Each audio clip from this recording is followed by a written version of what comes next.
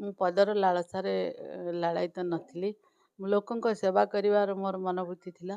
ଲୋକଙ୍କ ସେବା କରିବା ପାଇଁ ମୁଁ ଏ ପଦବୀକୁ ତୁଚ୍ଛ ମନେ କରିଛି ଏବଂ କେନ୍ଦ୍ରାପଡ଼ା ନିର୍ବାଚନ ମଣ୍ଡଳୀରେ ବିଗତ ଦିନ ଧରି ବହୁତ ଦିନ ଧରି 25 ବର୍ଷ ଧରି କହିଲେ ଚଳି ଅତ୍ୟୁକ୍ତି ହେବ ନାହିଁ।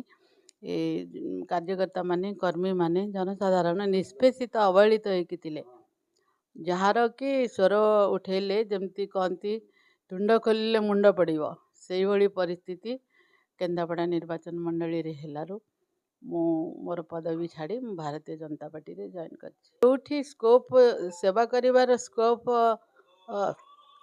କୁ ଆମେ ବିଶ୍ୱାସ କଲୁ କି ଭରସା ଆସିଲା, ସେଇ ପଦକ୍ଷେପ ନେଇଛୁ। କିନ୍ତୁ ଯେଉଁଠି ସେବା କରିବାର ସୁଯୋଗ ମିଳୁନି ସେ ଜାଗା ଆମେ ସାଙ୍ଗେ ସାଙ୍ଗେ ଛାଡ଼ୁଛୁ।